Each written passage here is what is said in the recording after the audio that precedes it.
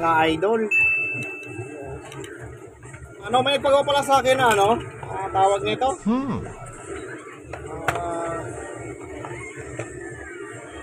Nail lamp. Yan o. Wow! Walang power. So tinignan ko sa YouTube kung may gumawa na, maraming preview lang siguro. Preview lang. Wala pa yata ang video nagre-repair na ito. Talaga to eh. Pinagawa sa atin ng customer, walang power. Oh no! Adapter niya ay 24 volts, 4 ampere. Taas ah. Sabay kasi malakas kumain mga ilaw nito, maraming ilaw. Tama lang naman na 24 volts yan. So binuksan natin. Tinanggal ko yung mga screw. Isakit lang naman yan eh. Okay. Pa. So gawa natin ng content kasi wala nagbibideo, wala pang nag-repair yata. May nakita akong nagbibideo mga Bombay, mga Indiano. So pag binuksan natin ganyan ang laman oh. Ayos ha. Eto. Mga ilaw lang. So ang ilaw nito mga idol, yung parang medyo blue, light blue. Wala raw power eh. So check muna natin yung adapter. Yeah, boy. Marami nagpapagawa nito pero kaso hindi nila pinapatulan kasi nga mura lang yung gawaan. Mura lang yung bago yata nito. Oo nga. So malimit, nasisira ilaw. 24 volts. Buo yung adapter mga idol, goods. Walang power sa board ang sira nito. Nakagawa na ako nito dati. Kaya lang hindi natin nagawa ng content, di ba? Okay. Nasira lang nito mga idol is hindi na transistor. Talaga to eh. Maliit eh. Mga idol eh. Ginagawa mo. J3Y. So, okay natin. Yeah, boy. J3Y.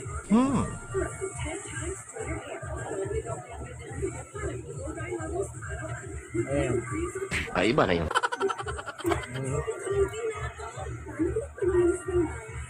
Yan. Maliliit lang yan ha. Oo nga no. So, nasira talaga yan. J3Y. So, base emitter collector, transistor NPN. NPN ba? PNP. NPN yata. Ayos ha. So, walang power. Kasi dadaan dun eh. So, supply. Galing adapter.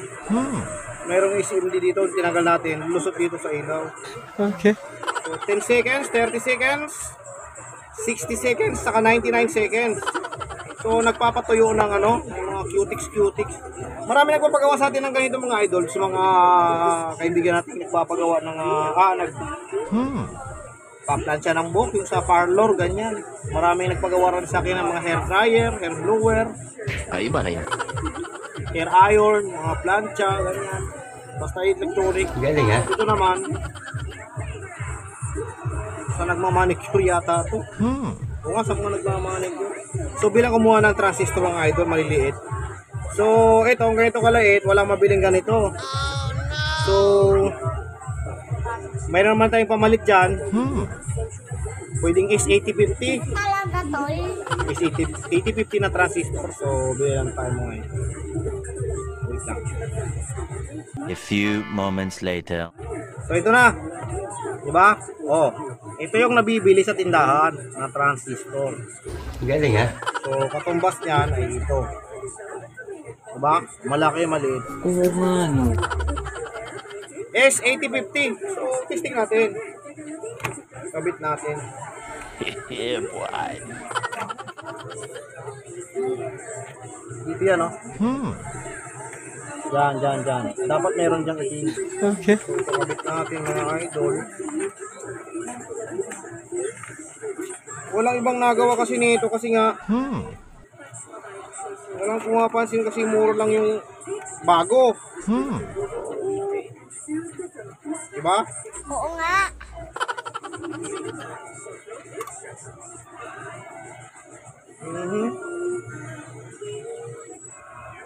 Pag wala tayong pamalit,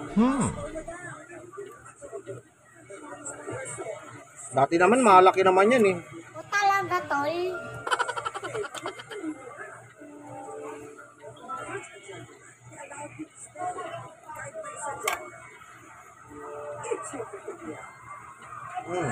So,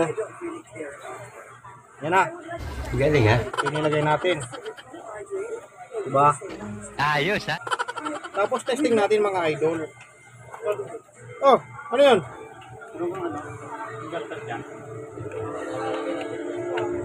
Oh, may power na.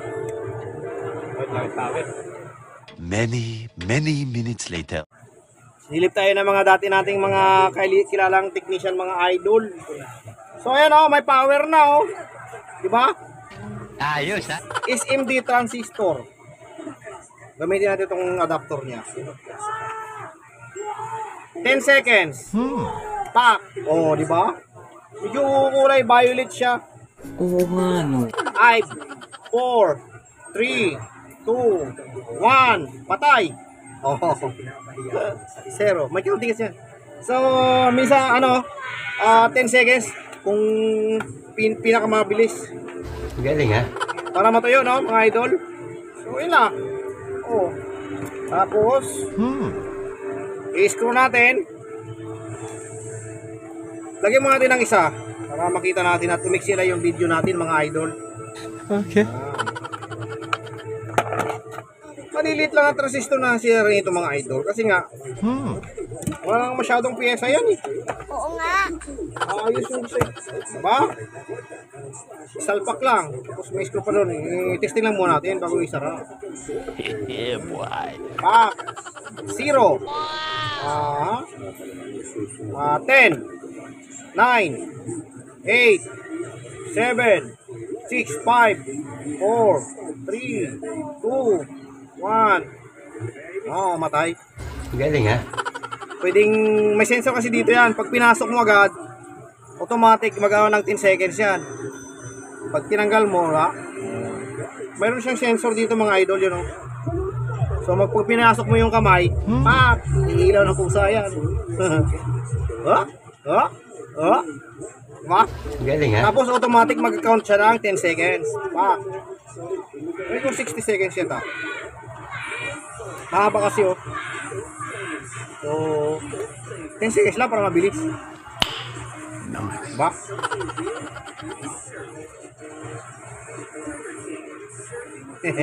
So, yun na, mga idol.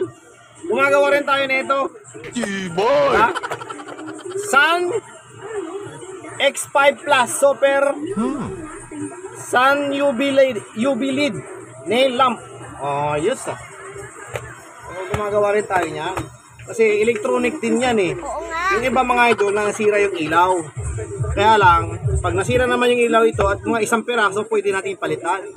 Isang piraso hanggang 5 o ano. Ngayon, pag nasira yung halos marami, bumili lang tayo ng bago kasi mura lang yung bago nito. So, ginawa lang natin ng content na minsan gumagawa tayo ng ganito pag may nagpapagawa. Okay. So, kasi minsan mura lang to, 50, 150 lang yung repair. Kaya lang, pag maraming ilaw yung sira, medyo lugi tayo pag gano'n lang yung singilan. Mahal kasi ang singilan nito, mga idol, pagka marami na yung ilaw, magreklamo na yung customer, bilhin na tayo ng bago. Diba? Kasi mura lang naman ito, kahit sa Shopee, mura lang ito. So, next video na lang, mga idol. Ginawa lang natin ang content para at least yung ibang nag-YouTube, malaman na minsan gumagawa rin tayo nito. Kasi minsan yung mga customer naghahanap sa YouTube kung may gumagawa ng isang unit, appliances nila na nasisira. Gumagawa rin tayo nito. Next video na.